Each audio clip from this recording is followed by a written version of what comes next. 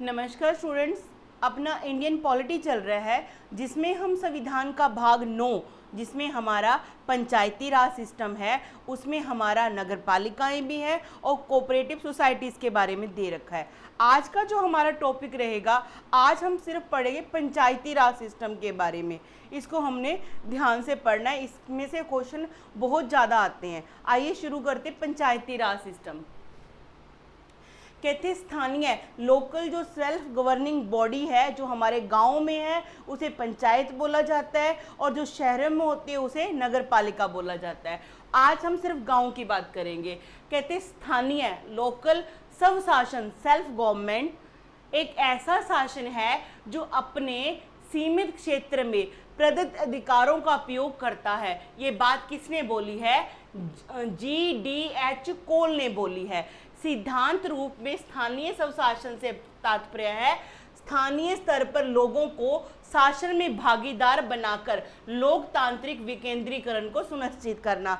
देखिए, हमारे जो पूरे भारत को चलाने के लिए कौन होती है? यूनियन गवर्नमेंट, और एक राज्य को चलाने के लिए कौन? State government. अब स्टेट के अंदर डिस्ट्रिक्ट के अंदर आपके शहर और गांव होते हैं। अब यहाँ से लोकल लेवल से यानी ग्रास रूट से अपने पावर्स को क्या करना है? डिसेंट्रलाइज करना है, ताकि क्या हो? लोकतंत्र को हम सुनिश्चित कर सके भी। इतने लेवल से बारीकी से स्टेप बाय इतने ग्रास रूट लेवल से हमने लोकतंत्र को बनाते हुए चलना है, और फिर जिला, फिर राज्य, और फिर हमारा देश बनना, मतलब उसके लोकतांत्रिक बनेगा।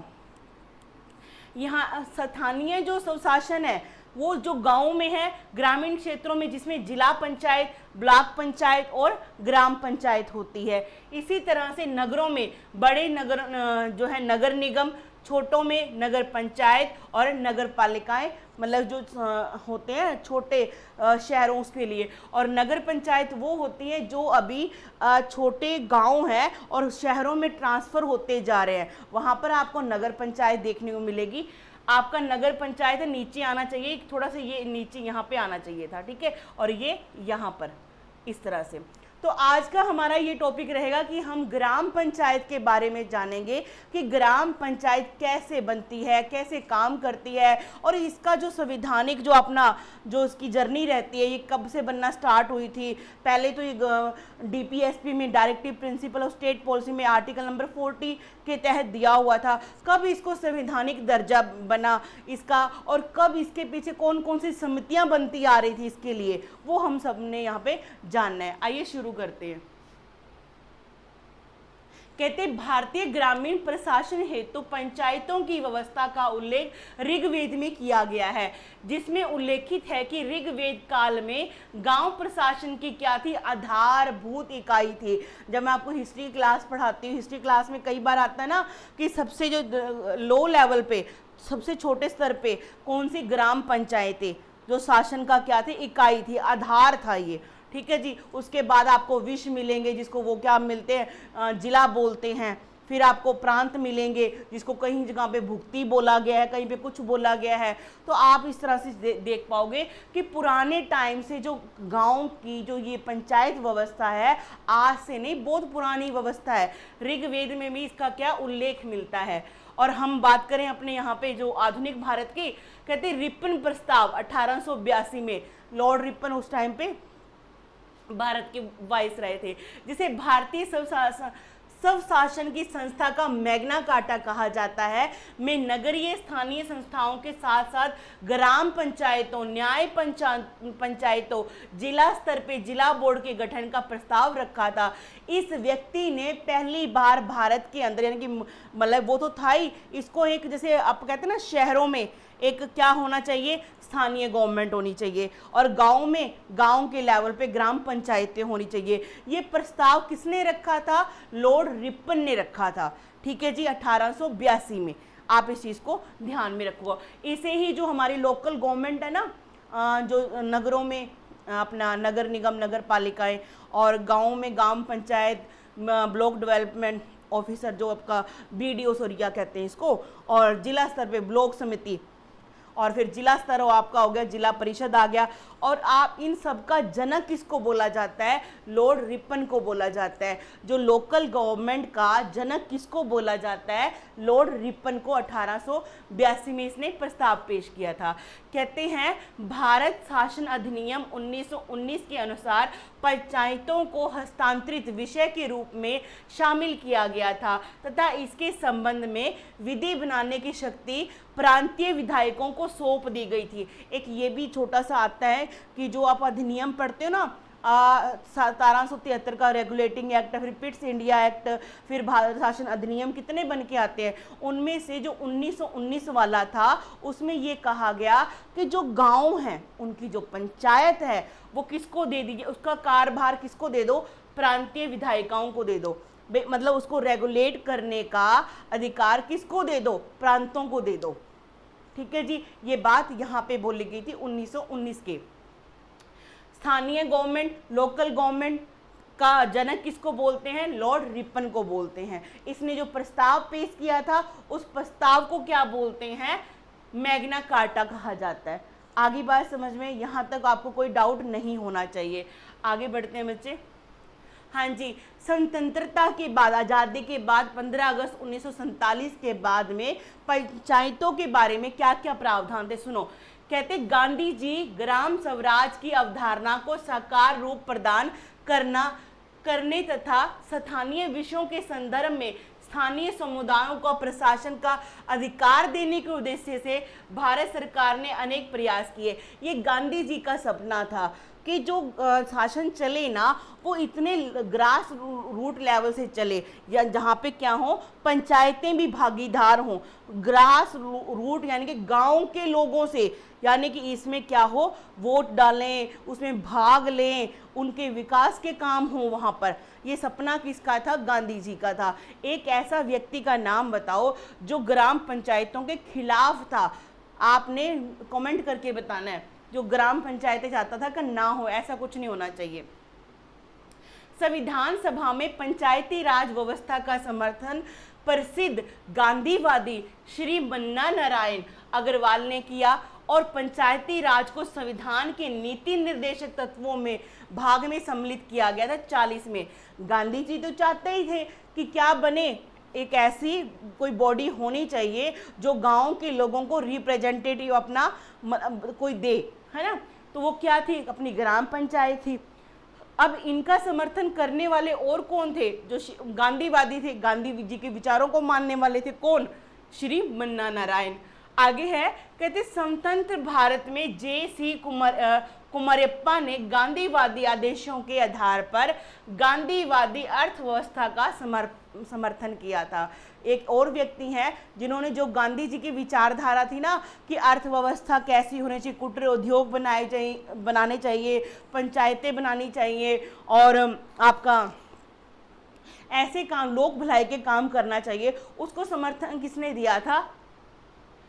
आपके कौन? जे.सी. कुमारयप्पा। ये तो नई बातें आपने प्लीज याद रखनी है, इनको भूलना नहीं है। और ये जो पंचायतों के गठन के संबंधी प्रावधान कहाँ पे था? Directive principle of state policy भाग नंबर 4, उसका आर्टिकल 40 में दे रखा था। डीपीएसपी में यानी कि डायरेक्टिव प्रिंसिपल स्टेट पॉलिसी भाग नंबर 4 में आर्टिकल कहाँ से लेकर कहाँ तक दिए गए हैं, ये कमेंट करके आपने बताना है। आगे बढ़े।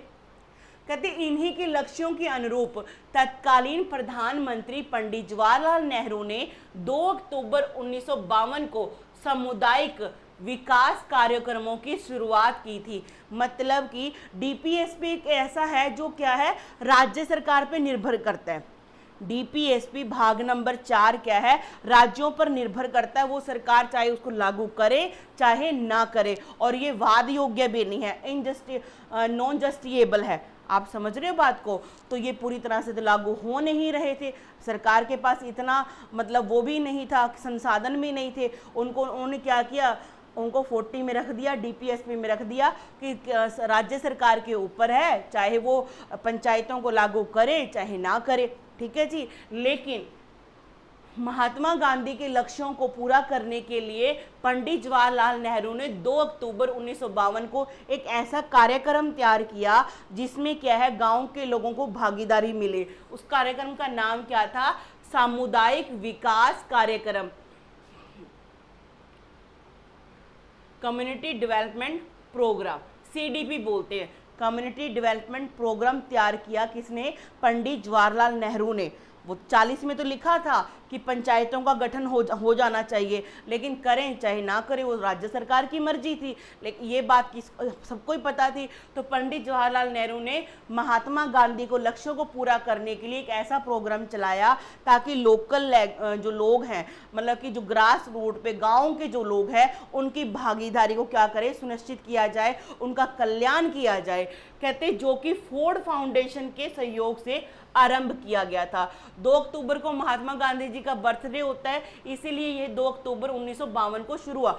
आप जो आज की पंचायतें देखते हो ना, उसकी जर्नी देखो, पहले वो क्या होती थी, आज की डेट में वो क्या है, सारा बीच में जो सारी जर्नी है उसकी वो कैसे कैसे चली। तो कहानी हमारी शुरू होती है यहाँ से।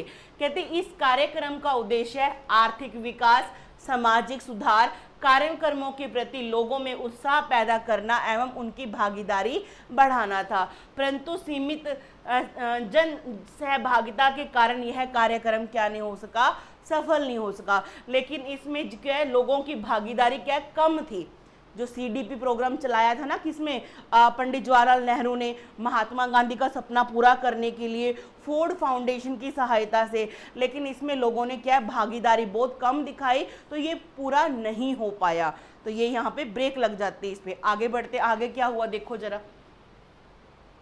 कहते हैं पंचायती राज संस्थाओं से संबंधित कुछ समितियां बनानी शुरू हुई। सबसे पहले बलवंत राय मेहता जो समिति है 1957 में, ठीक है जी, इसके बारे में जान लेते हैं।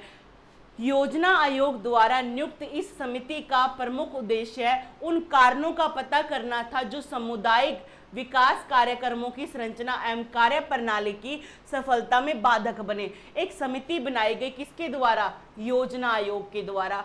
इसको कहा गया कि आप चेक करो कि जो सीडीपी प्रोग्राम है जो पंडित जवाहरलाल नेहरू ने चालू किया 2 अक्टूबर 1952 को, उसमें ऐसा क्या प्रॉब्लम आ गई कि लोगों ने अपनी भागीदारी कम दिखाई। आप जांच करो, इसका काम था जांच करना। इस समिति की प्रमुख अनुशंसाएं निम्नलिखित थी। इसने फिर अपने कुछ सुझाव दिए कि हमने जो अपनी रिपोर्ट तैयार की, हमने जितना देखा है उसके अनुरूप ये कुछ पॉइंट होने चाहिए। कहते लोकतांत्रिक विकेंद्रीकरण एवं सामुदायिक विकास का कार्यक्रम को सफल बनाने हेतु पंचायती राज व्यवस्था को शीघ्र प्रारंभ किया जाना चाहिए। कि आपने अब चाहते हो कि जो पावर है लोकतांत्रिक है जो डिसेंट्रलाइज हो, इसके लिए आप क्या करो, जितना जल्दी हो उसके पंचायतें का बनाने का प्रावधान स्टेट्स में लागू करो। ये इसने क्या बोला, सिफारिश की। किसने? बलवंत राय मेहता समिति ने। और ये समिति किसने बनाई थी? योजना आयोग द्वारा बनी थी, ठीक है जी। और किसकी सरकार थी तब? पंडित जवाहरलाल नेहरू की सरकार थी। इन्होंने कहा कि पंचायतों को 3 टायर सिस्टम, 3 लेवल का बनाना चाहिए, त्रिस्तरीय संरचना होनी चाहिए। ग्राम स्तर पर ग्राम पंचायत, मध्यवर्ती ब्लॉक पंचायत या पंचायत समिति भी बोला जाता है, और उच्चतम स्तर पे जिला परिषद। ये आपका इस तरह से कि क्या पिरामिड बन जाता है, ठीक है जी। नीचे क्या है आपका? ग्राम पंचायत। एक गांव में क्या बन जाएगी? ग्राम पंचायत बन जाएगी। कई गांवों की पंचायतों को मिलाकर आपका ब्लॉक बन जाएगा, एक ब्लॉक पंचायत, ठीक है। और इसके ऊपर आपके हो जाएगी जिला पंचायत या जिला परिषद जिसको बोलते हैं। तो अपेक्स बॉडी अपनी जो सबसे बड़ी बॉडी है वो कौन सी है? जिला परिषद है। और लोअर लेवल पे कौन है? ग्राम पंचायत है। और मिड में कौन है? आपका ब्लॉक समिति है, जो इन दोनों के बीच में क्या करती है? कड़ी का काम करती है। आपने इस चीज को ध्यान में रखना है। आगे है सरकार का इसमें न्यूनतम हस्तक्षेप हो, मतलब सरकार इसमें अपनी क्या करे? न्यूनतम हस्तक्षेप करे, ज्यादा आपकी इसमें क्या इन्वॉल्वमेंट नहीं होनी चाहिए। और वह केवल निरीक्षण, मार्गदर्शन एवं उच्च स्तर की योजना बनाने तक ही स्वयं को सीमित रखे, वो इनको गाइड कर दे, इनकी चेकिंग कर ले, मतलब ज़्यादा इंटरफियर करने की जरूरत नहीं है किसको, गवर्नमेंट को, ना ही केंद्र सरकार को, ना ही राज्य सरकार को। ठीक है जी, आपने इस चीज़ को ध्यान में रखना है। ये सिफारिश किसने की थी, बलवंत राय मेहता समिति ने, और ये बार बार क्वेश्चन पूछा जाता है। और बलवंत राय मेहता को ही क्या बोला जाता है, पंचायती राज व्यवस्था का जनक बोला जाता है। इस चीज़ को आपने ध्यान में रखना है। ठीक है जी, फिर वो लागू हो चुका, उसकी सिफारिश पे कर दिया गया। कब, पहली बार कब लागू हुआ बताओ, ये सिर्फ समितियां इकट्ठी पढ़ा रही हूँ, बाद में बताऊंगी आपको। ये देखो, बलवंत राय मेहता ने अपनी सिफारिश पेश कर दी और उनकी सिफारिश को मानते हुए 2 अक्टूबर 1959 में राजस्थान के नागौर जिले में बगदरी गांव में पहली बार पंचायत बना दी जाती। किसकी सिफारिश पे, बलवंत राय मेहता समिति के। तो आपसे क्वेश्चन पूछेंगे वो स्टेट कौन सा है जहां पर पहली बार ग्राम पंचायत बनाई गई, तो आप बताओगे राजस्थान का नागौर जिला, गांव उसका बगदरी था। ठीक है जी, आपने ये बताना है। 2 अक्टूबर को ही क्यों, क्योंकि ये महात्मा गांधी जी का सपना था, तो उनके जन्मदिन दिवस के ऊपर ही ये लागू किया गया। उसके बाद आंध्र प्रदेश में 11 अक्टूबर 1959 में 1959 में पंचायती राज लागू कर दिया गया। किसकी सिफारिश पे, बलवंत राय मेहता समिति की सिफारिश पे। अभी मैं आपको सारी समितियां पढ़ा रही हूँ इकट्ठी, इसलिए वो आगे भी आएगा आपको। फिर एक समिति और बनती है 1977 में। 1977 में किसकी गवर्नमेंट आई थी भाई, बताओ भी, कमेंट करके बताना है। पहली बार यहाँ पे कांग्रेस, गैर कांग्रेसी जो है अपनी सरकार बनती है, कौन सी थी और कौन पीएम बनता है। कहते हैं अशोक मेहता समिति 1977, 13 सदस्यीय अशोक मेहता समिति का गठन पंचायती राज व्यवस्था के उत्पन्न कमियों को दूर करने के लिए बनाया गया। कितने सदस्य थे, 13 सदस्य। कब बनी, 1977 में बनी थी। ठीक है जी, इसने क्या बोला कि जो पहले बलवंत राय वाली चल रही है ना, उसमें कुछ चेंजेस करो। क्या चेंजेस करो, देखो जरा। इसने बोला कि पंचायतों की संरचना द्विस्तरीय होनी चाहिए। बलवंत राय ने कितना बोला, 3 स्तरीय होनी चाहिए, ग्राम पंचायत, ब्लॉक पंचायत और ऊपर जिला परिषद। अब ये बंदा क्या कहता है, नहीं 2 होनी चाहिए। ठीक है जी, जिसमें प्रथम स्तर पर मंडल पंचायत यानी आपकी ब्लॉक पंचायत हो, जिसमें 15-20 गांव इकट्ठे शामिल हो जाएं। उसको एक, उसने बोला ग्राम पंचायत की जरूरत नहीं है, सीधा मंडल होना चाहिए और उसके बाद क्या होना चाहिए, जिला परिषद होनी चाहिए। इसने ग्राम पंचायत को बोला कि अलग अलग बनाने की जरूरत नहीं है। न्याय पंचायत का गठन किया जाए, पंचायतों का कार्यकाल 4 साल का होना चाहिए। ये बात किसने बोली, किसने बोली जी, अशोक मेहता समिति ने बोली। कार्यकाल होता है कितना, वैसे आज कितना है, 5 साल का है, लेकिन अशोक मेहता ने क्या बोला, 4 साल का कार्यकाल होना चाहिए। पंचायतों में दलीय आधार पर चुनाव होना चाहिए। पार्टियां जैसे जो अपनी स्टेट पार्टियां जितनी भी हैं वो कहती पार्ट लें इसके अंदर, लेकिन अशोक मेहता समिति, बलवंत राय मेहता समिति में दलीय व्यवस्था नहीं थी। पंचायती राज संस्थाओं को संवैधानिक रूप प्रदान किया जाना चाहिए। पंचायतें हेतु अलग से वित्त आयोग की व्यवस्था हो। अनुसूचित जातियां, जनजातियां, उनकी जनसंख्या के आधार पर क्या मिलना चाहिए, उनको प्रतिनिधित्व प्राप्त होना चाहिए। अब अशोक मेहता की बार बार हमें ये तो याद रखते हैं कि इसने बोला 2 स्तरीय कर दो, बलवंत राय ने बोला 3 स्तरीय, तो बलवंत राय का तो लागू हो चुका था, अब ये उसमें कमियां ढूंढ रहा है। इसने बोला कि 2 स्तरीय कर दो, कार्यकाल 4 साल का कर दो, इसमें क्या है, दलीय चुनाव होना चाहिए, पार्टियों को मौका देना चाहिए, और ये कहता है पंचायतों को संवैधानिक दर्जा दो। संवैधानिक का मतलब संविधान में इसको, जैसे डीपीएसपी में तो 40 में लिखा है, वो तो राज्य सरकार के ऊपर है, लागू हो चाहे ना हो, लेकिन क्या कर दो, संवैधानिक रूप से करके लागू कर दो, हर स्टेट के लिए कंपलसरी बनाओ। ये बात किसने बोली, अशोक मेहता ने। आगे इसने ये बोला कि इस पंचायतों के लिए अलग से क्या होना चाहिए, वित्त आयोग भी होना चाहिए अलग से। ठीक है जी, और इसने क्या बोला, अनुसूचित जातियां और SC ST को भी क्या मिलना चाहिए, मौका मिलना चाहिए जनसंख्या के आधार पे। तो 4-5 बातें हैं इसकी, आपने मेन वो याद रखना अशोक मेहता की। बलवंत राय मेहता, अशोक मेहता, यहाँ से पॉइंट्स आते हैं भी, क्वेश्चन आते हैं भी क्या क्या इन्होंने प्रावधान दिए। बाकी समितियों के तो चाहे आप नाम भी याद कर लोगे और ईयर याद कर लोगे तो काम चल जाएगा, लेकिन अशोक मेहता और बलवंत राय मेहता इनकी आपने सारे पॉइंट्स याद रखने, क्योंकि यहाँ से क्वेश्चन आते हैं। आगे बढ़ते हैं। हाँ जी, फिर PV के राव समिति बनी कब, 1985 में। अब इसने भी अपने प्रावधान दिए। कम से कम आप ऐसा करो, इनके ये ईयर याद कर लो, क्योंकि कई बार मैंने एग्जाम में देखा है कि आपको ना समितियों के नाम दे देंगे, वो बोलेंगे इनको क्रम अनुसार बिठाइए। अब क्रम अनुसार कब बिठाओगे, जब आपको सबके ईयर पता होंगे। आपने ये करना है, और बाकी कुछ नई बात एक आध हो वो ध्यान में रखनी है, लेकिन अशोक मेहता समिति आपकी और बलवंत राय मेहता ये आपने डिटेल में करनी ही करनी है, इसके बिना गुजारा नहीं है। कहते इस समिति का प्रमुख उद्देश्य निर्धनता उन्मूलन था। आप इस चीज को ध्यान में रख लो, क्योंकि ये आपका क्वेश्चन आया हुआ है कि किस समिति की जो उद्देश्य था निर्धनता उन्मूलन यानी गरीबी हटाना। ये जो इंदिरा गांधी के सरकार का जो था ना कि गरीबी हटाने का जो उद्देश्य सरकार का है, वो वाले की बात कर रहे हैं यहाँ पर। कार्यक्रमों एवं ग्रामीण विकास से संबंधित प्रशासनिक ढांचे की समीक्षा करना था। इस समिति को कार्ड समिति भी बोला जाता है, के नाम से भी जाना जाता है। जिला स्तर पर पंचायती राज संस्थाओं को ग्रामीण विकास कार्यक्रमों की योजना, क्रियान्वयन व निगरानी के संबंध में महत्वपूर्ण भूमिका निभानी चाहिए। ठीक है जी। जिला परिषद को विकास कार्यों की प्रमुख संस्था के रूप में अनुबंध प्रेरित होना चाहिए।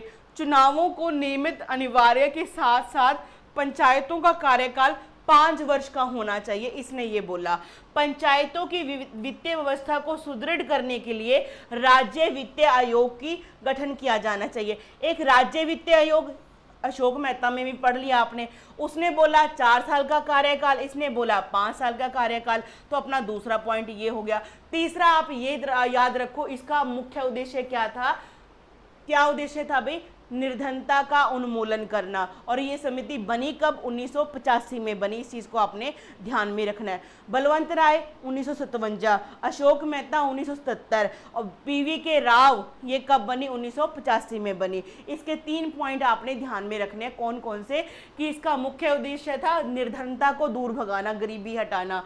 तीसरा इसने बोला कि कार्यकाल कितना होना चाहिए, पंचायतों का 5 साल का होना चाहिए। इसने एक बात बोली कि राज्य वित्तीय आयोग का गठन किया जाना चाहिए।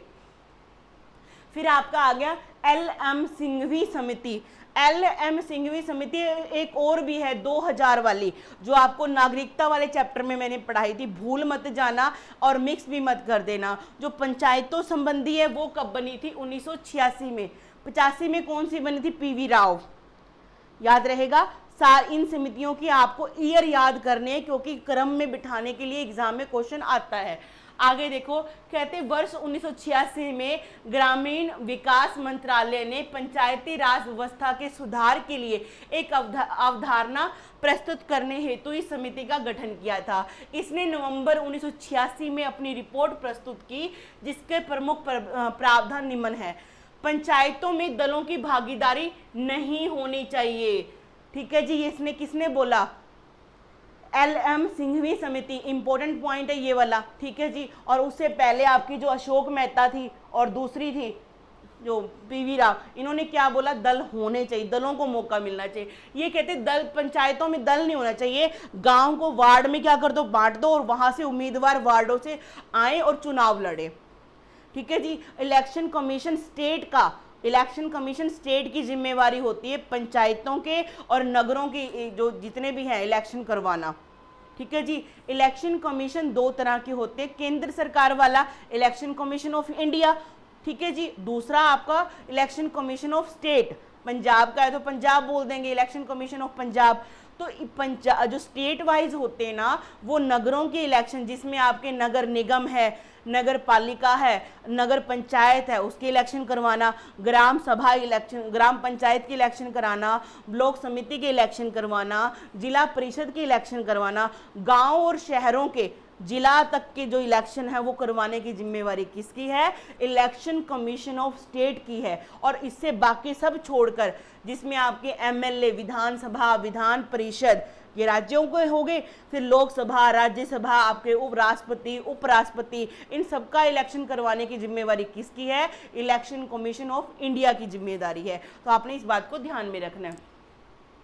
इसने क्या बोला? ग्रामीण न्यायालयों का न्याय पंचायतों में क्या करना चाहिए? उचित व्यवस्था की जानी चाहिए। ठीक है जी।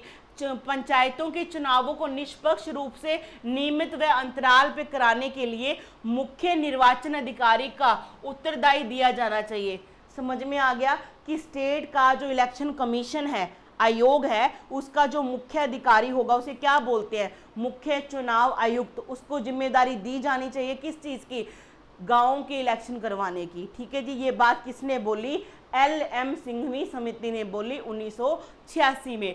प्रत्येक पंचायतों की समस्याओं व विवादों का निपटारा हेतु पंचायती राज अधिकरण की स्थापना की जानी चाहिए। भी पंचायतों की अगर कोई समस्या है, उनका विवादों को निपटाने के लिए एक पंचायती राज अधिकरण की स्थापना करनी चाहिए। ठीक है जी। इस बात को ध्यान में रखना है।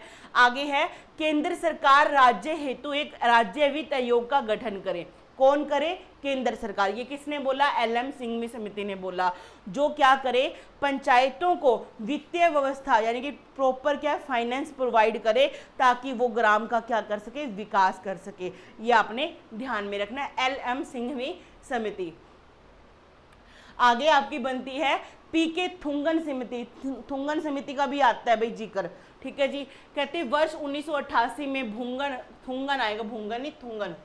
थुंगन समिति ने भी पंचायती राज को संवैधानिक आधार देने का समर्थन किया, परंतु थुंगन समिति के अनुसार भारत में पंचायतों का संबंध सीधा संघ सरकार से, केंद्र सरकार से होना चाहिए। ठीक है जी। अंत समिति ने पंचायती राज के राज्यों का विषय नहीं अंत मतलब इसने कहा, समिति ने पंचायती राज को राज्यों का विषय नहीं बोला। उसने क्या बोला? ये विषय किसका है? केंद्र सरकार का विषय है। तो ये कौन मानेगा इसकी बात? कोई नहीं मानने वाला। समिति ने इसने सिफारिश क्या बात की? इसने क्या बोला? त्रिस्तरीय पंचायती राज को संवैधानिक आधार दिया जाना चाहिए। संवैधानिक आधार वाली बात तो सारे ही बोले जा रहे हैं। आगे है, पंचायती राज में महिलाओं, अनुसूचित जाति व जनजाति और पिछड़ा वर्ग को आरक्षण दिया जाना चाहिए। तो आपके लिए एक नई बात यहाँ पे मिल गई, अनुसूचित जाति, अनुसूचित जनजाति को रिप्रेजेंटेशन मिलना चाहिए पंचायतों में। इससे पहले वाली समिति कौन सी थी बताओ? तब बोला था PK राव समिति ने। ठीक है जी। आपने ये चीज का ध्यान में रखना है। यहाँ पे आप देख ही लेते हैं, ये देखो यहाँ पे बोला है ना, PVK राव समिति ने क्या बोला था? इसमें क्या है? भूमिका किसको मिलनी चाहिए? एक मिनट, सॉरी, LM सिंघवी समिति ने। इसमें क्या बोला गया कि इसमें क्या है कि आपके जो संवैधानिक जो लोग हैं, इसमें भी नहीं है, एक मिनट रुको, इसमें ये रहा, बलवंत राय आ गया, फिर अपना आ गया अशोक मेहता। यहाँ पे सॉरी, अशोक मेहता को याद रखना है, मैं भूल गई, आपको याद रखना अशोक मेहता। इसमें क्या बोला? अनुसूचित जातियों व अनुसूचित जनजातियों को जनसंख्या के आधार पे क्या मिलना चाहिए? रिप्रेजेंटेशन मिलना चाहिए। लेकिन जो हम लास्ट वाली पढ़ रहे हैं अभी, कौन सी? थुंगन समिति, इसने क्या बोला? महिलाओं को भी मौका दो। अशोक मेहता ने क्या बोला था? अनुसूचित जाति, अनुसूचित जनजाति को क्या मिलना चाहिए? मौका मिलना चाहिए जनसंख्या के आधार पर। लेकिन PK थुंगन समिति ने क्या बोला? महिलाओं को और पिछड़ा वर्ग को भी क्या मिलना चाहिए? मौका मिलना चाहिए जनसंख्या के आधार पर, रिप्रेजेंटेटिव इसको बनाना चाहिए। कहते प्रत्येक राज्य में वित्त आयोग की स्थापना की जानी चाहिए। एक नियोजन तथा समन्वय समिति का गठन किया जाना चाहिए, जिसका अध्यक्ष क्या करे? राज्य नियोजन मंत्री होगा और जिला परिषदों के अध्यक्ष इस समिति के सदस्य होंगे। ग्राम पंचायतों की समिति न्यायिक अधिकार दिया जाना चाहिए, इनके पास न्यायिक अधिकार भी होना चाहिए। भी गाँव के छोटे मोटे झगड़े हैं, आपसी कोई दीवानी झगड़ा, कोई फौजदारी झगड़ा, तो कम से कम आपस में ये सुलझा सकें बैठ के। छोटे लेवल के झगड़े हैं तो ये सुलझा सकते हैं। आगे बढ़ते, पंचायतों का कार्यकाल कितना वर्ष होना चाहिए? 5 साल होना चाहिए, इसने बोला। तथापि राज्यों की इच्छा अनुसार कम भी हो सकता है, अगर राज्य सरकार चाहे तो इस कार्यकाल को कम भी कर सकता है। और 4 साल का कार्यकाल किसने बोला था? अशोक मेहता समिति ने बोला था। परंतु यह किसी भी दशा में 3 वर्ष से कम नहीं होना चाहिए। फिर एक समिति और बनती है, कौन सी? वी.एन. गौडगल समिति। आपसे पूछेंगे वी.एन. गौडगल समिति किससे संबंधित है, तो आप भी बताना, पंचायतों संबंधी। इस समिति का गठन कांग्रेस पार्टी के भीतर किया गया था, जिसे विभिन्न समितियों की रिपोर्ट पर विचार करते हुए पंचायती राज के कार्यक्रमों को संबंध में सिफारिश देनी थी। एक इसका भी गठन किया गया। इसने क्या बोला भी, अभी तक जितनी समितियां बनी हैं पंचायती राज से संबंधित, आप उसमें देखो भाई क्या क्या बदलाव करना चाहिए या सुधार करना चाहिए, हमें देखना है इस चीज को। पंचायती राज संस्थाओं को संवैधानिक दर्जा कब मिलता है? सुनो ध्यान से, 1979 यानी कि 1989 में। तत्कालीन प्रधानमंत्री कौन थे? राजीव गांधी। इंदिरा गांधी की मौत की 1984 के बाद ये बनते हैं प्रधानमंत्री अपने। कहते हैं सुधार व सशक्तिकरण के में विशेष रुचि ली किसने? राजीव गांधी ने। इसने क्या बोला? एल.एम. सिंघवी समिति और थुंगन समिति की सिफारिशों, दोनों की सिफारिश पे किसने? राजीव गांधी ने।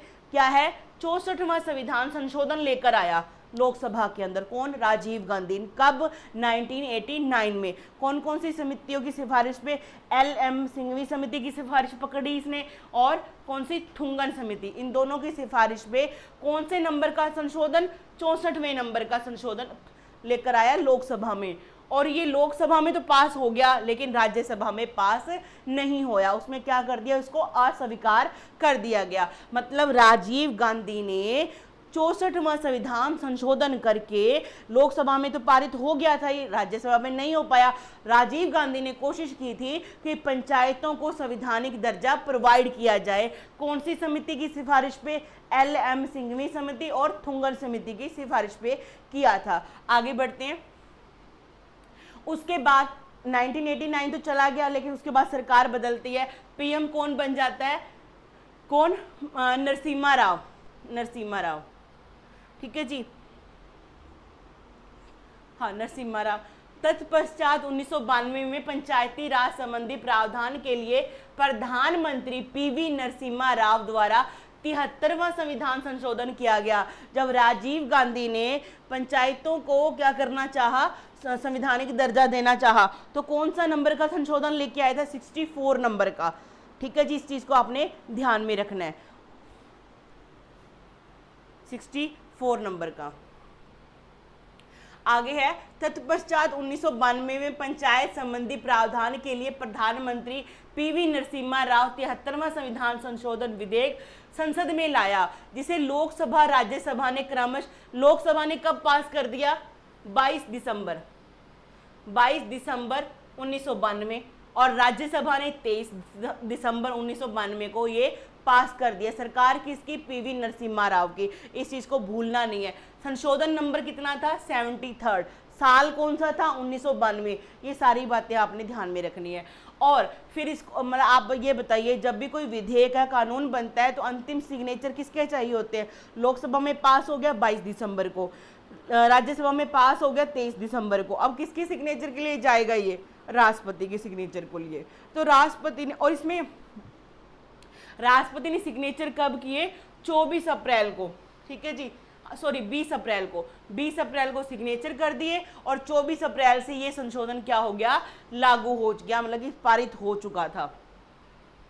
इस संशोधन में 17 राज्यों की विधानसभाओं द्वारा अनुमोदित किए जाने के बाद 20 अप्रैल 1993 को राष्ट्रपति ने इस पर क्या कर दिया? अपनी सहमति प्रदान कर दी, और 24 अप्रैल 1993 से 73वां संविधान संशोधन अधिनियम पूरे देश में लागू हो गया। 24 अप्रैल को ये लागू होने की वजह से ही हम जो पंचायती दिवस मनाते हैं ना, वो कब मनाते हैं? पंचायत दिवस मनाते हैं ना, कब? 24 अप्रैल को ही मनाया जाता है। कहते हैं 73वां संविधान संशोधन की डेट से एक बार आप फिर से रिवाइज कर लो। कब हुआ? भी किसके टाइम पे? पी.वी. नरसिम्हा राव की सरकार के टाइम पे। लोकसभा ने कब पास कर दिया? 22 दिसंबर 1992 में लोकसभा से पारित हो गया। 23 दिसंबर 1992 को राज्यसभा में पास हो गया। 20 अप्रैल 1993, अगला साल आ जाएगा ना, दिसंबर चल रहा है, फिर अगला साल अप्रैल में 20 अप्रैल को राष्ट्रपति ने क्या कर दिए? सिग्नेचर कर दिए। और 24 अप्रैल 1993 को पूरे देश में लागू हो गया। 24 अप्रैल को राष्ट्रीय पंचायती राज दिवस मनाया जाता है। ये भी क्वेश्चन बहुत आपका इंपॉर्टेंट, आपने याद रखना है। आगे बढ़ते हैं।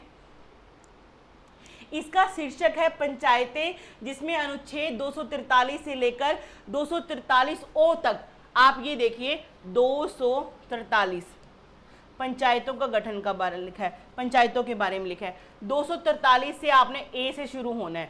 243 ए, 243 बी, 243 सी, 243 डी, ऐसे करते करते आप कहाँ पे पहुंचोगे? 243 ओ तक। ये सारे आर्टिकल किससे संबंधित है?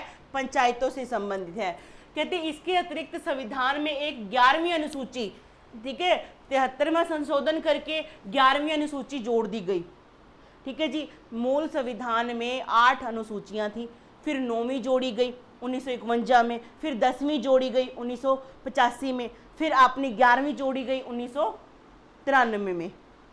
आपको जब अनुसूचियां वाला चैप्टर करवाया था उसमें मैंने ये बात बताई थी। तो 11वीं सूची उसमें जोड़ दी गई। और विषय कितने? 29 सब्जेक्ट हैं पंचायत के अंदर, मतलब 29 विषयों के ऊपर पंचायतें क्या हैं, अपने कानून वगैरह बना सकती हैं। आगे है, इसे संशोधन के बाद राज्यों को पंचायत चुनाव कराने हेतु बाध्य कर दिया गया। अब सारी स्टेट्स को बोल दिया गया भाई अब ये संवैधानिक रूप बन चुका है, अब आपने क्या करना है, इसको क्या करना है? लागू करना है हर स्टेट में। पंचायती राज की व्यवस्था की जितनी समितियां हैं मैंने आपको ये बता दी है, आपने ये याद रखनी है बच्चे, क्योंकि इसके बारे में आपको कई बार क्वेश्चन आएगा क्रम में बिठाइए, तो आप समितियों के नाम दे देंगे। अगर आपको ईयर पता होंगे तभी तो आप क्रम में बिठाओगे, कैसे बिठा दोगे? तो आप इस चीज़ को ध्यान में रखोगे, स्क्रीनशॉट ले लो या PDF आपको व्हाट्सएप ग्रुप पर मिल जाएगी। अब देखते हैं ग्राम सभा का गठन कैसे होता है। अनुच्छेद 243 में ग्राम सभा की परिभाषा दी गई है, जिसका तात्पर्य है ग्राम की मतदाता सूची में पंजीकृत सभी व्यक्तियों का समूह। आपसे पूछे ग्राम सभा क्या होती है? एक गांव में जितने लोग 18 साल के या 18 साल से ऊपर में हैं, जिनकी उम्र, जिनका क्या है, वोटर ID कार्ड बन चुका है, जो रजिस्टर वोटर है, वो लोग क्या है, ग्राम सभा है, वो ग्राम की सभा होती है। उन लोगों को क्या बोलते हैं? ग्राम की सभा। ठीक है जी, साल में 2 बार उनको मीटिंग करनी होती है और अपने कामों के लिए सरपंच के पास जाना होता है। इसका अर्थ यह है कि ग्राम सभा तथा कोई निर्वाचित निकाय नहीं है, अपितु ऐसे लोगों का समूह है जो इस क्षेत्र में मतदाता सूची में पंजीकृत है। ग्राम सभा का मतलब कोई चुनी हुई कोई पंचायत पंचायत नहीं है बाबा, पंचायत अलग चीज है और ग्राम सभा अलग चीज है। ग्राम सभा तो सिर्फ आम लोगों की सभा है, जो क्या है, रजिस्टर्ड वोटर्स हैं, उनको बोलते हैं ग्राम सभा। ये कोई वो नहीं है कि इनका इलेक्शन हुआ है, इलेक्शन नहीं होता। जितने भी लोग 18 साल की उम्र पूरी कर चुके हैं, जो वो क्या है, रजिस्टर्ड वोटर हैं, ग्राम सभा के मेंबर है, सिंपल।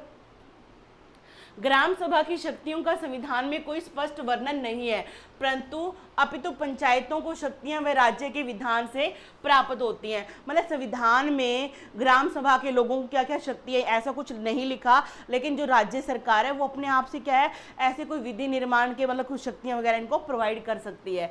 पंचायतों का गठन व संरचना ग्राम स्तर पर, मध्य स्तर पर और पंचायतों के विश्व स्तर पर क्या करते, विश्व स्तरीय संरचना की व्यवस्था की गई है।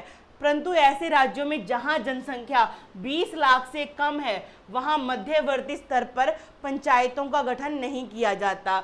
ग्राम मध्यवर्ती व जिला स्तर की पंचायतों को सामान्य रूप से पंचायत ही कहा जाएगा। भाई मेरी बात सुन लो ध्यान से, ऐसा मतलब जो राज्य है जिसकी जनसंख्या 20 लाख से कम है, तो वहाँ जरूरी नहीं कि 3 टायर सिस्टम ही लागू हो, वहाँ पे 2 टायर सिस्टम भी लागू हो सकता है। बात समझ रहे हो? सीधा आपका ब्लॉक पंचायत बन गई और आपका फिर जिला परिषद बन गई, तो जरूरी नहीं है। आपने ये पॉइंट को अपने दिमाग में फिट कर लेना है कि जिन राज्यों की, जिन स्टेट की जनसंख्या 20 लाख से कम है, वहाँ पे 2 टायर सिस्टम भी लागू होगा। ठीक है, और बाकियों में जिसकी ज़्यादा है वहाँ पे 3 टायर सिस्टम लागू होगा, मतलब ग्राम पंचायत, फिर आपकी कौन ब्लॉक पंचायत, ब्लॉक समिति बोलते हैं, फिर आपका जिला परिषद। और ये जो ग्राम पंचायत है उसको चुनती कौन है? ग्राम सभा। ग्राम सभा क्या होती है? 18 साल से उम्र के ज़्यादा ऐसे रजिस्टर्ड वोटर जिनका रजिस्टर में नाम है वो ग्राम पंचायत का चुनाव करती है। ठीक है जी, आपको ये समझ में आ गया। आगे है, सभी स्थानों पर चाहे वह ग्राम स्तर है, मध्य स्तर है या जिला स्तर हो, उनके सभी निर्वाचन क्षेत्रों का चुनाव प्रत्यक्ष रूप से सीधे जनता द्वारा होता है। चाहे आपकी ग्राम पंचायत है या फिर आपका क्या है, आपकी ब्लॉक पंचायत है या ब्लॉक समिति है, जिला, इनका सबका इलेक्शन जनता द्वारा होता है। अब मेरी बात सुनो, 4 शब्द है आपके सामने, ग्राम सभा, ग्राम सभा, ग्राम पंचायत और आपका ब्लॉक पंचायत।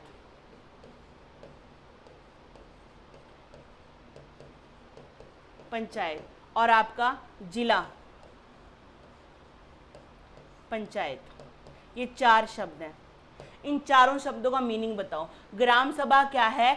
एक गांव के अंदर जितने भी लोग जिनका वोटर कार्ड बन चुका है, जिनका वोटर लिस्ट में नाम है, वो सारे के सारे लोग कौन है? ग्राम सभा के मेंबर है। उनकी एक खुद की सभा बन गई। और ग्राम पंचायत क्या होती है? पंच और सरपंच, जिनको कौन चुनता है? ग्राम पंचायत चुनती है, ग्राम सभा चुनती है। ठीक है, फिर आपका है ब्लॉक पंचायत, फिर आपका आता है जिला पंचायत। इस चीज़ को आपने ध्यान में रखना है। और इनका क्या है, हाँ ये जरूर है कि आपकी ब्लॉक पंचायत और जिला पंचायत की कुछ इलेक्शन, कुछ मेंबर का इलेक्शन तो डायरेक्ट जनता करेगी और कुछ का क्या है वो अपने में से ही चुन लेंगे, यानी कि वो इनडायरेक्ट हो जाएंगे। कहाँ पे ऐसी कंडीशन होगी? ब्लॉक समिति में और जिला परिषद में ऐसी कंडीशन आपको देखने को मिल सकती है। पंचायतों के आरक्षण के संबंधी में प्रावधान क्या है? कहते अनुच्छेद 243D में महिलाओं, अनुसूचित जातियों, अनुसूचित जनजातियों को पंचायतों में स्थान व पदों पर आरक्षण संबंधी अनिवार्य प्रावधान किए गए हैं। जबकि अन्य पिछड़ा लोग जो हैं, ओबीसी वाले, इनको आरक्षण का प्रावधान राज्य की विधानमंडल पर निर्भर करता है। देखिए SC STs है और महिलाओं के लिए तो प्रावधान बन चुका है कि इनको क्या करना है कि आपने आरक्षण देना ही देना है। जैसे महिलाओं को 1/3 का आरक्षण दिया हुआ है और SC STs को क्या है 1/3 का आरक्षण मिला हुआ है। लेकिन जो OBC के लिए है वो राज्य सरकार की विधानसभा पे डिपेंड करता है, चाहे तो वो दे चाहे वो ना दे, अपनी अपनी राज्यसभा पे डिपेंड करता है। महिलाओं हेतु यह अनिवार्य है कि प्रत्येक पंचायत क्षेत्र में कम से कम 33% क्या हो स्थान हो। यह राज्य विधानमंडल को निर्धारित करने की महिलाओं को 1/3 आरक्षण दिया गया, उससे अधिक।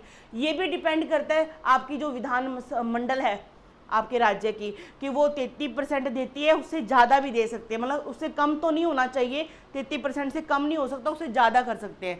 अनुच्छेद 334, अब बोलोगे मैम अनुच्छेद 334 कहाँ से आ गया? कहते लोकसभा व राज्य विधानसभाओं हेतु निर्धारित वर्तमान में यह व्यवस्था 2020 तक क्या प्रभावी, मतलब अब तो जा ही चुका है, 2020 तक क्या था प्रभावी रहना था, अब इसका टाइम बढ़ चुका है। ठीक है जी, तो आपको कोई यहाँ पे देखने की जरूरत नहीं है। आगे देखो, कहते यदि कोई राज्य का विधानमंडल पिछड़े वर्ग के लिए पंचायतों में पदों पर आरक्षण हेतु कोई उपबंध करता है तो संविधान के इस भाग में 3 में वर्णित कोई उपबंध ऐसा करने को रोक नहीं सकेगा। ठीक है जी, कोई राज्य अगर अपनी स्टेट के गाँव में जितने भी गांव है उसमें OBC को आरक्षण देना चाहे तो उसको रोका नहीं जाएगा, उसको देने का अधिकार है। ये पंचायतों का कार्यकाल, प्रत्येक स्तर की पंचायत अपनी प्रथम बैठक से 5 वर्ष का क्या है कार्यकाल निभाएगी तथा पंचायतों की यह अवधि पूर्ण होने से पहले पूर्व चुनाव करवाना अनिवार्य है। मतलब 5 साल का टाइम पीरियड खत्म होने से पहले, जस्ट पहले इलेक्शन करवा लेना है। ठीक है, ऐसा नहीं है कि खत्म होने के बाद इलेक्शन कराएं, ऐसा नहीं होगा। 5 साल का टाइम खत्म होने से पहले ही, जस्ट पहले ही आपने इलेक्शन करवा लेने हैं ताकि नई आपकी पंचायत का गठन हो जाए। परंतु राज्य विधान मंडल विधि द्वारा इन पंचायतों का कार्य 5 वर्ष पूर्व विघटन संबंधी प्रावधान करता है। यदि किसी पंचायत का विघटन उसकी 5 वर्ष की अवधि से पहले, सीधी सी बात, अभी 5 साल का कार्यकाल है, उससे पहले अगर आपका क्या हो गया, मान लो विधानसभा आपकी पंचायत विघटन होगी, विघटन मतलब भंग कर दी गई, ठीक है जी, तो आपको 6 महीने के अंदर अंदर नए इलेक्शन करवाने होंगे। ठीक है जी, आपको टाइम कितना, तो 6 माह के अंदर नए चुनाव करवाए जाएंगे, परंतु विघटन के समय पंचायत का शेष कार्यकाल 6 माह से कम बचा हो तो नए चुनाव कराना अनिवार्य नहीं होता। ठीक है जी, अगर मान लो थोड़ा टाइम बचा है, मतलब कि जैसे आपका हो गया 4 साल 8 महीने हो गए, तो 4 महीने ही बचे, तो नए चुनाव मतलब उसके उस पीरियड के लिए टाइम ना करवाओ, नई सरकार बनाने के लिए करवा लो। यदि किसी पंचायत का समय पूर्व विघटन के उपरांत पुनर्निर्वाचन कराया जाता है तो उसकी अवधि शेष समय तक के लिए ही होगी, न कि पंचायत 5 वर्षों के लिए। अगर आद्य में आपने विघटन हो गया ग्राम पंचायत का, विघटन कब हो गया, ग्राम पंचायत का, टाइम बचा है जी आपका 1 साल का, 4 साल पे विघटन हो गया, तो नई जो बनेगी ना वो शेष टाइम पीरियड पूरा करने के लिए बनेगी। इस चीज का आपने ध्यान में रखना है। अगला नया सेशन स्टार्ट नहीं होगा, पुराने का ही पूरा करना होगा उसको, जो नई बनेगी, फिर दोबारा इलेक्शन होंगे नए के लिए।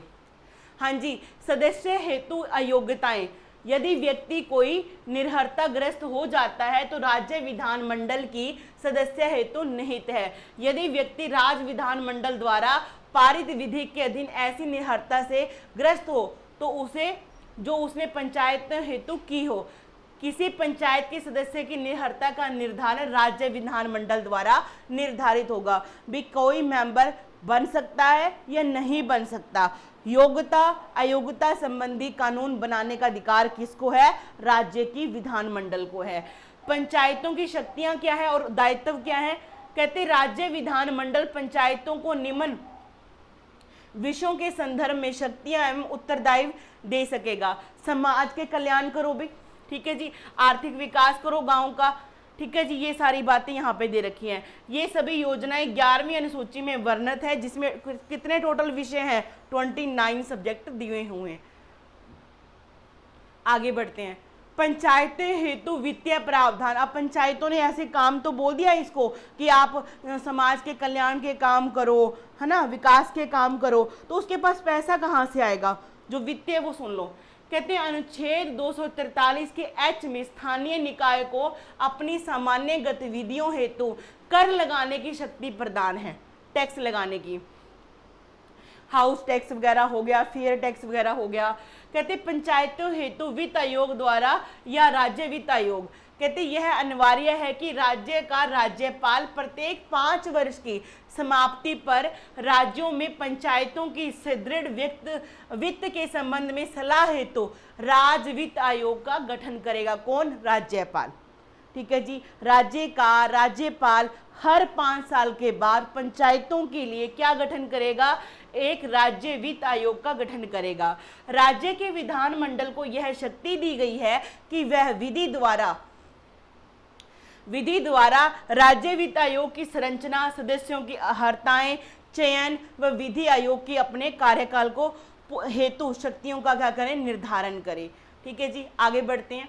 पंचायतों, अच्छा, अनुच्छेद 243 का सी क्या कहता है, पंचायतों के लेखाओं का परीक्षण व पंचायतों के लेखा परीक्षण से संबंध होना। पंचायतों का जितना अकाउंट है उसको चेकिंग करने के संबंधी एक अकाउंट डिपार्टमेंट भी होता है इसका।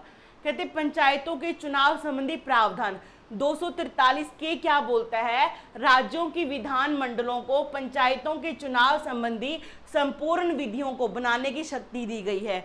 पंचायतों में राजनीतिक दलों के चुनाव लड़ने पर संविधान में क्या की गई है, रोक लगाई गई है। मतलब कि राजनीतिक पार्टियां यहाँ पे जाके इलेक्शन नहीं लड़ती, गांव को वार्ड में क्या करता है, डिवाइड कर दिया, और वार्ड से क्या है, मेंबर खड़े होते हैं, और जो इलेक्शन कमीशन ऑफ स्टेट होता है वो चिन्ह प्रोवाइड करता है इनको अपने अपने। ठीक है जी, आगे आपका है अनुच्छेद 243 ओ के अनुसार एक राज्य निर्वाचन आयोग होगा जिसमें एक निर्वाचन आयुक्त होगा। आयुक्त की क्या है, नियुक्ति राज्यपाल द्वारा की जाती है। जो स्टेट का जो निर्वाचन आयोग होगा उसका अध्यक्ष कौन बनाया जाएगा, किसके द्वारा, राज्यपाल के द्वारा। राज्य चुनाव आयुक्त की नियुक्ति के बाद इसकी सेवा शर्तों व वेतन को कोई लाभकारी परिवर्तन नहीं किया जाएगा, आगे अलाभकारी परिवर्तन नहीं किया जाएगा। उसे उसी रीत के आधारों पर उसके पद से हटाया जा सकेगा जिससे उच्च न्यायालय के न्यायाधीश को हटाया जाता है। यानी कि इलेक्शन कमीशन ऑफ स्टेट के हेड को और उसके बाकी मेंबर को नियुक्ति कौन करेगा, राज्यपाल करेगा। उनको हटाने का प्रावधान भी किसके पास है, राज्यपाल के पास है। और इसको क्या है, वेतन वगैरह जो निर्धारित किया जाएगा उसको क्या कटौती नहीं होगी बाद में। राज्य निर्वाचन आयोग के 2 कार्य होंगे, क्या, पंचायतों के समस्त चुनाव हेतु मतदान सूची तैयार करनी। जो ये गाँव की वोटर लिस्ट बनती है, गांव के लोगों की जिनके 18 साल की उम्र कंप्लीट हो चुकी है, जो वोटर लिस्ट बनती है वो कौन तैयार करता है, राज्य निर्वाचन आयोग तैयार करता है। पंचायतों के सभी चुनाव का संचालन करवाना, इलेक्शन भी यही करवाता है। 243 ओ के अन्य प्रावधानों के अनुसार कोई भी न्यायालय निर्वाचन क्षेत्रों के परिसीमन, स्थानों के आवंटन आदि विषयों में सुनवाई नहीं कर सकता। मतलब कि पंचायतों की जो इलेक्शन है उसमें कोई भी न्यायालय अपना इंटरफियरेंस यहाँ पे नहीं करेगा। अनुच्छेद 243C में क्या है, आपका ये कहता है इसे मतलब भाग 9 के उपबंध राज्यों के साथ साथ संघ राज्य क्षेत्रों में भी लागू होंगे। मतलब कि ये जो पंचायतों के जो सिस्टम है, भाग 9 के जो उपबंध जितने भी हैं वो स्टेट में तो होंगे ही होंगे, यूनियन टेरिटरी में भी होंगे, लागू होंगे। आगे देखते हैं। हाँ जी, पंचायती राज की जो संरचना आपने समझ ली है। ग्राम सभा गांव के उन लोगों का समूह जो गांव के मतदाता सूची में है। ग्राम सभा में 200 या 200 से अधिक व्यक्ति की जनसंख्या होना चाहिए। ग्राम पंचायत, जब ग्राम पंचायत देखो जब कार्यपालिका का काम करेगी तो उसे क्या बोलेंगे, उसके हेड को प्रधान बोलेंगे, बाकियों क्या बोलेंगे, सदस्य बोलेंगे, पंच बोलते हैं ना। जैसे आगे है, इसमें एक इनका काम की देखरेख करने के लिए सरकार का एक अधिकारी भी होता है। स्टेट गवर्नमेंट का एक अधिकारी हर गांव में, हर पंचायत के साथ काम करता है, जिसको क्या बोलते हैं, वीडीओ बोलते हैं, विलेज डेवलपमेंट ऑफिसर बोलते हैं इसको। जो इसकी पोस्टें निकलती, पेपर पास करके ये व्यक्ति आता है। इसका तो चुनाव होता है प्रधान का और बाकी मेंबर का चुनाव होता है। पंचायत के अंदर एक ऐसा मेंबर होता है जिसको गवर्नमेंट पेपर पास करने के बाद इसको सिलेक्ट करके भेजती है, ताकि ये क्या लेखा जोखा रखे, ध्यान रखे, जन्म मरण का सारा रजिस्ट्रेशन वगैरह ये सारा क्या उसका काम करता है। आगे है, जब यही ग्राम पंचायत न्यायपालिका का काम करती है तो इसे क्या बोलते हैं, पंच और सरपंच बोला जाता है। आगे बढ़ते हैं। पंचायत समिति उस क्षेत्र की लोकसभा, राज्यसभा, विधानसभा और विधान परिषद के सदस्य भी इसमें हिस्सा हो सकते हैं। अध्यक्ष को क्या बोलते हैं, ब्लॉक प्रमुख बोलते हैं। ये क्वेश्चन आया था एग्जाम में, ठीक है जी। बीडीओ मतलब कि जो आपका ब्लॉक समिति है उसके अध्यक्ष को क्या बोलते हैं, चेयरमैन बोलते हैं, और एक वाइस चेयरमैन भी होता है। कुछ सदस्यों का निर्वाचन जनता के द्वारा होता है और कुछ का क्या है, मतलब कि अपने आप अपने में से ही अंदर। देखो, एक गांव है जिसका नाम ए है, इसमें ग्राम सभा के लोग एक क्या बना लेंगे, ग्राम पंचायत बना लेंगे, ठीक है जी। एक गांव है बी, इसमें क्या, ग्राम सभा के लोग अपनी एक पंचायत बना लेंगे, ठीक है जी, बना लिया। ऐसे ही एक गांव क्या है, सी है, जिसमें ग्राम सभा के लोग एक ग्राम पंचायत बना लेंगे इलेक्शन के द्वारा, और इनको सबको मिलाकर क्या बन जाएगा, ब्लॉक बन जाएगा, एक ब्लॉक बन जाता है। और इस ब्लॉक में जो हेड होता है और जो बाकी मेंबर होते हैं, इन सब का क्या है, जनता के द्वारा इलेक्शन होता है। और सुनिए ध्यान से, इसमें क्या, इस ब्लॉक में पढ़ने वाला कोई लोकसभा का मेंबर है, कोई राज्यसभा का अगर मेंबर है, कोई विधानसभा का अगर मेंबर है, या कोई विधान परिषद का कोई मेंबर इस इलाके से है, तो वो भी ऑटोमेटिकली इसका क्या बन जाएगा, सदस्य बन जाएगा, मेंबर बन जाएगा इसका, ठीक है जी। आगे है, इसमें भी एक सरकारी अधिकारी होता है। जैसे गांव में पंचायत के लिए एक क्या है, वीडीओ होता है, और यहाँ पर एक बीडीओ होता है, ब्लॉक डेवलपमेंट ऑफिसर होता है। ये सरकारी अधिकारी होता है, एग्जाम पास करके आया होता है, सरकार का नुमाइंदा होता है। ये सारे कामकाज की क्या है, लेखा जोखा रखता है और देख रेख करता रहता है, सरकार का नुमाइंदा, ठीक है जी। आगे बढ़ते हैं। हाँ जी, जिला पंचायत, अब सारे ब्लॉकों, ऐसे बहुत सारे ब्लॉक बन जाएंगे, गांवों को मिलाकर ब्लॉक बना, ब्लॉकों को मिला के क्या है, जिला पंचायत बनती है, जिसको जिला परिषद भी बोलते हैं। इसमें एक अध्यक्ष होता है, दूसरा उपाध्यक्ष होता है।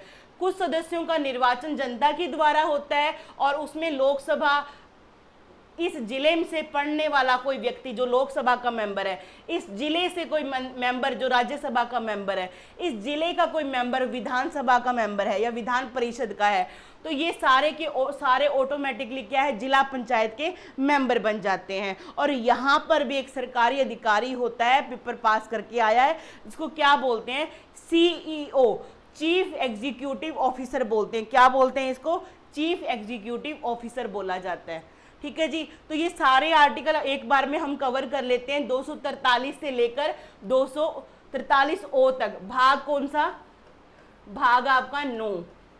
ठीक है जी, आर्टिकल कौन से, 243 से लेकर 243 तक दिए गए हैं।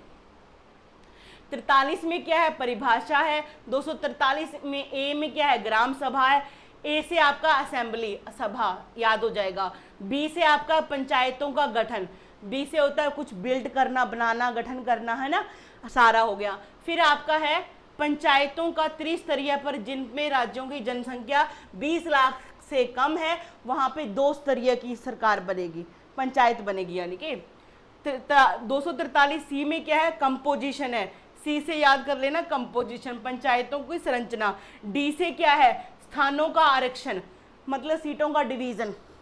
डी से सीटों का डिवीजन, याद करने की ट्रिक बता रही हूँ जस्ट आपको। इसमें SC ST का आरक्षण जनसंख्या के अनुपात में महिलाओं को कम से कम 1/3, और OBC का आरक्षण राज्य की विधानसभा के मंडल के ऊपर निर्णय पे डिपेंड करता है। अनुच्छेद आपका ई वाला, कहते कार्यकाल, कार्यकाल कितना साल का, 5 साल का होता है। अनुच्छेद 243F में सदस्यों की योग्यता, पंचायत का सदस्य बनने के लिए न्यूनतम आयु कितनी चाहिए आपको, 21 साल उम्र चाहिए। ये आपने चीज को ध्यान में रखना है। ठीक है जी, वो आपका वोटर बनना चाहिए, 18 साल की उम्र रखी गई है, और आपको पंचायत का मेंबर बनना है, 21 साल उम्र चाहिए। 243G में क्या है, पंचायतों की शक्तियां, अधिकार, उत्तरदायित्व दे रखा है। H में क्या दे रखा है, पंचायती संस्थाओं को कर लगाने का अधिकार है। 243I में क्या दे रखा है, राज्य की वित्त आयोग का गठन राज्यपाल के द्वारा किया जाएगा। जे में क्या दे रखा है, पंचायतों के लेखाओं की परीक्षा। के में क्या दे रखा है, पंचायतों के लिए निर्वाचन आयोग का गठन राज्य निर्वाचन आयोग। एल में क्या दे रखा है, संघ राज्य क्षेत्रों में लागू होना। एम में क्या दे रखा है, कुछ क्षेत्रों में लागू ना होना, जैसे नागालैंड, मेघालय और मिजोरम। इन स्टेट्स में क्या है, आपके पंचायतें नहीं हैं, आपको ये ध्यान में रखना है। और ये क्या है, यूनियन टेरिटरी में भी पंचायतें बनेंगी। आगे एन में क्या दे रखा है, विद्यमान विधियों और पंचायतों का बना रहना।